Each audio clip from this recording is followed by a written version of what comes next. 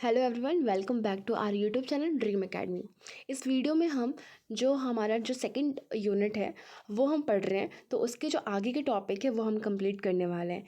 Second unit का जो topics है वो मैंने ऑलरेडी कवर करा दिया है, तो अब आप हमारे चैनल पे विजिट करके उन टॉपिक्स को देख लीजिए। इसके अलावा अगर आपको इससे जुड़े हुए नोट्स चाहिए या PDF चाहिए तो हमारा एक टेलीग्राम चैनल है, उसको जाके आप ज्वाइन कर सकते हैं। उसका लिंक आपको डिस्क्रिप्शन में मिल जाएगा। सो हम अपना टॉपिक जो है वो स्टार्ट करते हैं। हमारा आज का टॉपिक है पर्यटन का व्यवसाय। ठीक है, तो इसमें हमें क्या पढ़ना है कि ग्रैंड टूर ने पूरे यूरोप में लोगों की भारी आवाजाही को जन्म दिया। मतलब जैसे ही ग्रैंड टूर जो है वो स्टार्ट होता है यूरोप में, तो इसकी वजह से वहाँ पे जो लोग थे ना वो बहुत ज़्यादा संख्या में आना स्टार्ट कर देते हैं। यह युद्ध, व्यापार और प्राकृतिक आपदाओं से परे अन्य कारणों से यात्रा करने की शुरुआत थी। ठीक है, तो ये यात्रा ऐसी नहीं थी कि लोग युद्ध के कारण या फिर व्यापार या प्राकृतिक आपदाओं से बचने के लिए वहाँ पे जा रहे हैं। ये जो यात्रा थी इसका एक अलग ही रीज़न था। 18वीं शताब्दी में धनी उच्च वर्ग के लोग स्वास्थ्य कारणों से यात्रा करते थे, जिसके परिणाम स्वरूप स्नान और समुद्री रिजॉर्ट्स जैसी जगहों की लोकप्रियता बढ़ी। तो यहाँ पे लोगों का यात्रा करने का उद्देश्य अलग था। कुछ उद्देश्य जो था वो था उनके स्वास्थ्य कारण। ठीक है, कि वो इलाज कराने के लिए भी वहाँ पे जाया करते थे। और इसके वजह से जो वहाँ पे जो समुद्री रिजॉर्ट्स जैसा जो कॉन्सेप्ट है वो विकसित हो गया। पुनर्जागरण के तुरंत बाद औद्योगिक क्रांति हुई, जिसके साथ रेलवे हो या फिर भाप की नौकाएं और जहाज़ जैसे कम खर्चीले परिवहन के साधन आए। इसने पर्यटन व्यवसाय के विकास का मार्ग प्रशस्त किया। मतलब कि पर्यटन को और ज़्यादा विकसित करने में जो योगदान था वो औद्योगिक क्रांति का था, क्योंकि औद्योगिक क्रांति की वजह से वहाँ पे रेलवे था वो डेवलप हुआ। भाप के जो इंजन थे वो आए, भाप से चलने वाली नौकाएं, फिर जहाज़ जो पानी वाले हैं वो सब आने स्टार्ट हो गए।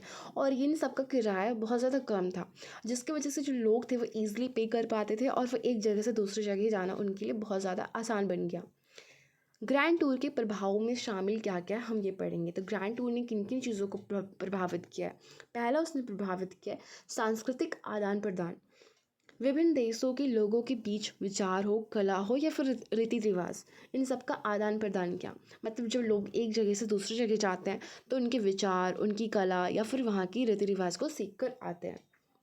नेक्स्ट है कि पर्यटन उद्योग का विकास किया। तो पर्यटन उद्योग का कैसे विकास किया इसने, यहाँ पे समुद्री रिजॉर्ट्स हो या फिर अन्य जो पर्यटन स्थल है उनकी लोकप्रियता को बढ़ा दिया। परिवहन के साधनों में सुधार किया, जैसे रेलवे, भाप की नौकाएं, जहाज़ों से यात्रा करना, इनको बहुत ज़्यादा इजी बना दिया और बहुत ज़्यादा सस्ता किफ़ायती बना दिया, जिससे लोग जो थे वो आसानी से कर पाते थे। अवकाश और मनोरंजन का उदय होना स्टार्ट हो गया यहाँ से। मतलब लोगों को जैसी छुट्टियाँ मिलती थी और उनको कुछ एंटरटेनमेंट चाहिए, मतलब मनोरंजन करने का मन कर रहा है, बस उन्होंने घूमना जो है वो स्टार्ट कर देते थे वहाँ पे। जैसे लोगों ने यात्रा करने स्टार्ट कर दी, वो शाम अगर उनको आराम करने का मन कर रहा है, लॉन्ग हॉलीडेज़ पे जाना है, तो उन्होंने इस तरीके से अपना पर्यटन जो है वो करना स्टार्ट कर दिया। यहाँ कुछ अन्य महत्वपूर्ण घटनाएं हैं जिनको हम पढ़ेंगे। पहला क्या है, 1841 में क्या होता है कि थॉमस कुक ने दुनिया की पहली पैकेज टूर की व्यवस्था की। डैट इज़ वेरी इंपॉर्टेंट, आपको ये याद करना है, ये हमेशा क्वेश्चन आता है कि जो पैकेज टूर है उसको किसने पहली बार स्टार्ट किया। तो आपको आंसर क्या करना है, थॉमस कुक ने। और डेट आपको क्या याद रखनी है, 1841। तो यहाँ से दो क्वेश्चंस बनेंगे। पहला क्वेश्चन क्या बनेगा कि पैकेज टूर की शुरुआत किसने करी, तो इसका आंसर हो जाएगा थॉमस कुक। दूसरा क्वेश्चन ये बनेगा कि कब करी, तो इसका आंसर हो जाएगा 1841 में करी। नेक्स्ट पढ़ेंगे 1872 में क्या हुआ, येलो स्टोन नेशनल पार्क दुनिया का पहला राष्ट्रीय उद्यान स्थापित किया गया था। तो आपको ये याद रखना है कि येलो स्टोन नेशनल पार्क जो है दुनिया का पहला राष्ट्रीय उद्यान है जिसको स्थापित किया गया। और अगर ऐसे राष्ट्रीय उद्यान बनाए जाएंगे तो लोग दूर दूर से देखने भी आएंगे। नेक्स्ट है 1903। 1903 में क्या होता है, 1903 में राइट बंधुओं ने पहली सफल हवाई उड़ान भरी, जिससे हवाई यात्रा संभव हुई। तो एक पे एक जो नए नए जो इन्वेंशंस हैं वो हुए जा रहे हैं, जिसकी वजह से पर्यटन करना बहुत ज़्यादा ईजी हो रहा है। पहले भाप के इंजन स्टार्ट हो गए, जहाज़ चल रहे, नाव चल रहे, अब तो फ्लाइट्स भी आ गए। जो राइट बंधु है, ठीक है, जो भाई थे, उन्होंने क्या स्टार्ट करी, उन्होंने पहली सफल हवाई उड़ान भी स्टार्ट कर दी, जिसकी वजह से हवाई यात्रा करना भी अब जो था मुमकिन जो था वो हो चुका था। नेक्स्ट 1950 में क्या होता है कि अंतर्राष्ट्रीय हवाई यात्रा का उदय हुआ। अब इंटरनेशनल जो हवाई यात्राएं अब वो भी शुरू हो चुकी हैं, जिससे दुनिया भर के लोगों के लिए यात्रा करना बहुत ज़्यादा ईजी हो गया। तो आप देख सकते हैं कि किस तरीके से जो पर्यटन करना है, जो यात्रा करना है, वो बहुत आसान होता जा रहा है, क्योंकि एक के बाद दूसरा जो बोलते हैं विकास जो है वो होता जा रहा है। ठीक है, कभी रेलवे आ रहा है, कभी हवाई जहाज़ आ रहे हैं, तो लोगों के लिए एक जगह से दूसरी जगह जाना बहुत ज़्यादा अब आसान हो चुका था। थॉमस कुक के बारे में पढ़ना बहुत इंपॉर्टेंट है, क्योंकि इससे अक्सर क्वेश्चंस आते हैं। तो हम थॉमस कुक के बारे में पढ़ेंगे, और उनको हम बोलते हैं पर्यटन के जनक। इनको फादर ऑफ टूरिज़्म कहा जाता है। डैट इज़ वेरी इंपॉर्टेंट, आपको याद करना है ये कि फादर ऑफ टूरिज़्म कौन है। तो आपको आंसर देना है, थॉमस कुक को हम क्या बोलते हैं, पर्यटन के जनक या फिर फादर ऑफ टूरिज़्म कहते हैं। तो इनके बारे में हम क्या पढ़ेंगे कि थॉमस कुक जो हैं, जिनका जन्म जो हुआ था वो 22 नवंबर 1808 से में जन्म हुआ था। उसके अलावा 1892 में इनकी मृत्यु हो गई। इंग्लैंड के एक प्रसिद्ध व्यक्ति थे जिन्हें पर्यटन के जनक के रूप में जाना जाता है। उन्होंने पैकेज टूर की अवधारणा को जन्म दिया। ये हमने पढ़ लिया कि उन्होंने पैकेज टूर की स्टार्टिंग करी। थॉमस कुक और एंडसन नामक विश्वव्यापी ट्रैवल एजेंसी की स्थापना की। मतलब इन्होंने एक एजेंसी जो है ट्रैवल से जुड़ा हुआ वो भी स्थापित किया। उन्हें आधुनिक पर्यटन का जनक भी माना जाता है। तो ये सारी इन्फॉर्मेशन थी थॉमस कुक के बारे में। अब अगला टॉपिक पढ़ते हैं कि प्रारंभिक जीवन और यात्रा की शुरुआत। अभी हम थॉमस कुक के बारे में पढ़ रहे हैं। तो इनका जो प्रारंभिक जीवन था वो कैसा था। 10 साल की उम्र में स्कूल छोड़ने के बाद कुक ने विभिन्न नौकरियां की। ठीक है, 10 साल में वो अपना स्कूल छोड़ देते हैं, फिर उसके बाद वो बहुत सारी जॉब करना स्टार्ट कर देते हैं। 1828 में वह एक मिशनरी बन गए। मिशनरी कौन होता है, जो चर्च में जो काम करते हैं, जो चर्च के लोग जो होते हैं। 1841 में उन्होंने लिसेस्टर और लेबोरो इंग्लैंड के बीच एक रेलवे कंपनी को मना लिया कि वे एक संयम सम्मेलन के लिए एक विशेष ट्रेन चलाएंगे। तो इस तरीके से इन्होंने आगे के बहुत सारे काम करने स्टार्ट कर दिए। 5 जुलाई 1841 को ट्रेन 570 यात्रियों के साथ पहली बार टूर के लिए चलाई गई। तो उन्होंने कंपनी से बात करी कि एक ट्रेन चलाएंगे। उस ट्रेन में पहली बार डेट क्या थी, 5 जुलाई 1841 ये टाइम था जब वो ट्रेन के अंदर 570 यात्रियों के साथ में पहली बार टूर करवाते हैं वो लोगों को। थॉमस कुक ने प्रत्येक यात्री से इस यात्रा के लिए 1 शिलिंग चार्ज किया। ठीक है, यहाँ यह माना जाता है कि यह इंग्लैंड में सार्वजनिक रूप से विज्ञापित पहली भ्रमण ट्रेन थी। तो आपको ये याद रखना है कि इंग्लैंड में पहला ऐसा ट्रेन जिसने ट्रैवल करना या फिर भ्रमण करना स्टार्ट करवाया वो कब हुआ, वो 5 जुलाई 1841 में होता है। और टोटल कितने लोग थे उसमें, 570 लोग थे। और किसने करवाया, थॉमस कुक ने करवाया। और इसमें क्या था, पिकनिक लंच ब्रॉस बैंड भी इसमें शामिल थे। कुछ साल बाद रेलवे कंपनी ने कुक के साथ एक स्थायी समझौता किया, जिसके तहत उन्हें भ्रमण ट्रेनों के लिए यात्री उपलब्ध कराने थे। 1843 में लगभग 3000 छात्रों ने लिसेटर से डर्बी तक की यात्रा की। तो इस तरीके से यात्राएं अब बढ़ती जा रही है। अब लिसेटर से डर्बी मतलब जो जगहों के नाम है ये दोनों, तो वहाँ से वहाँ तक की जो यात्रा डर्बी तक की वो भी स्टार्ट हो गई। फिर उसके बाद में 1848 और 1863 के बीच कुक ने स्कॉटलैंड में सर्कुलर यात्राएं आयोजित करी। मतलब जो ये यात्राएं हैं वो रुक नहीं रही है। 1841 में स्टार्ट हुई, उसके बाद फिर 1843 में स्टार्ट हो गई, फिर उसके बाद में 1848 से 1863 मतलब कंटिन्यूस जो यात्राएं हैं वो इसकी योजना जो बनाई जा रही है। इन यात्राओं में एक सीज़न में लगभग 5000 पर्यटकों ने भाग लिया। सोच सकते हैं आप। 1855 में पेरिस प्रदर्शनी के दौरान कुक ने लिसेटर से फ्रांस के कैलिस तक भ्रमण का आयोजन किया। अगले वर्ष उन्होंने यूरोप के अपने पहले ग्रैंड टूर का नेतृत्व किया।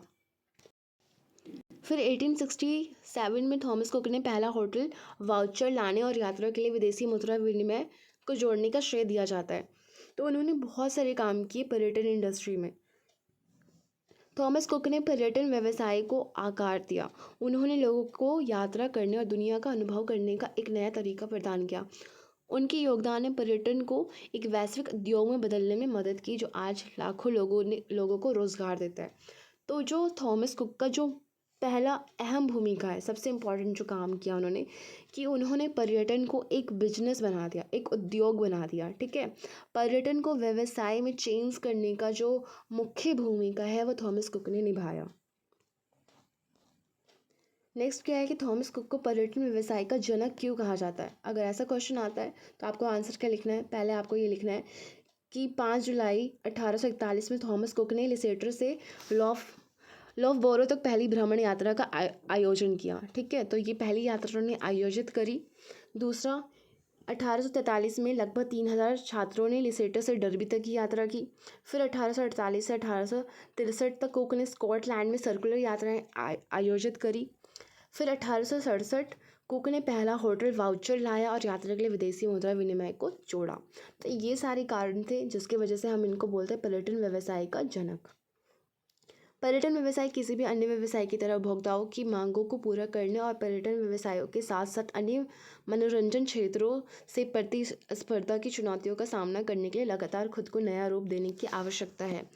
पिछले कुछ वर्षों में परिवहन के तरीकों ने पर्यटन व्यवसाय को आकार देने में महत्वपूर्ण भूमिका निभाई है।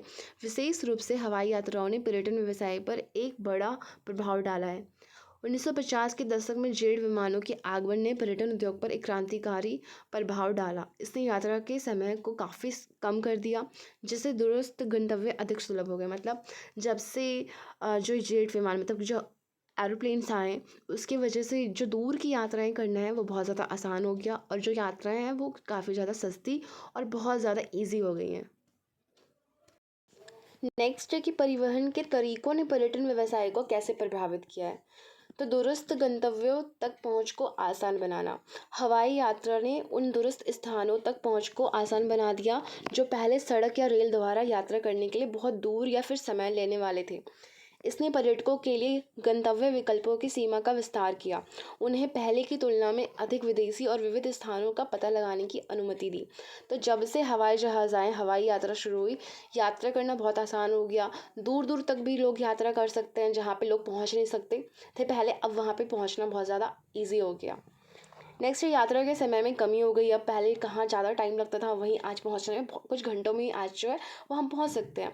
हवाई यात्रा पारंपरिक परिवहन विधियों की तुलना में तेज़ है, जिससे पर्यटकों को कम समय में अधिक स्थानों की यात्रा करने को मिलती है। यह उन लोगों के लिए विशेष रूप से फ़ायदेमंद है जिनके पास की कमी है, मतलब जिनके पास टाइम की कमी है, उनके लिए बहुत ज़्यादा आसान हो गया हवाई यात्रा करना। पर्यटन पैकेजों में विविधता लाना। हवाई यात्रा ने पर्यटन कंपनियों को विभिन्न प्रकार के पैकेज बनाने में मदद की है। इससे पर्यटक को अपनी यात्रा आवश्यकताओं और बजट के अनुसार चुनने के लिए अधिक विकल्प मिलते हैं। मतलब आजकल क्या है, टूर पैकेज बना दिए जाते हैं आपके बजट के अकॉर्डिंग। जितना आपका बजट है उसके अकॉर्डिंग आपको पैकेज बना के दे दिया जाएगा। उसमें आपके बजट के अकॉर्डिंग होटल, आपका खाना पीना और आपकी जो लोकेशंस हैं वो जो है वो सारे उसमें ऐड करके दे दिए जाते हैं। पर्यटन उद्योग के अन्य क्षेत्रों को बढ़ावा देना। हवाई यात्रा ने आवास हो, भोजन हो, परिवहन या फिर मनोरंजन उद्योग को सहित पर्यटन से जुड़े अन्य क्षेत्रों को विकास में भी प्रेरित किया है। इससे गंतव्य स्थानों में रोजगार के अवसरों में वृद्धि हुई है और स्थानीय अर्थव्यवस्था को बढ़ावा मिला है। मतलब इससे सिर्फ पर्यटन को ही बढ़ावा नहीं मिला बल्कि पर्यटन को तो बढ़ावा मिला है, लेकिन इसके साथ साथ पर्यटन से जुड़े हुए जो अन्य उद्योग है, चाहे कि जैसे कि परिवहन उद्योग हो, मनोरंजन या फिर आवास उद्योग हो, लाइक होटल हो गया, खाने से जुड़े हुए फूड इंडस्ट्रीज़ हो गई, उनको भी प्रमोट किया है। तो पर्यटन से जो पूरा देश जो है उसके बहुत सारे जो क्षेत्र है या फिर बहुत सारे जो उद्योग है वो जुड़ गए हैं। तो इस तरीके से पर्यटन आज के टाइम में एक बिजनेस बन चुका है, एक व्यवसाय बन चुका है। और थॉमस कुक ने इसकी स्टार्टिंग करी है पर्यटन को एक व्यवसाय में कन्वर्ट करने में। आई होप ये वीडियो आपको पसंद आए। अगर पसंद आया हो तो प्लीज़ आप लाइक करें एंड शेयर करें, सब्सक्राइब करना ना भूलें। So thank you for watching.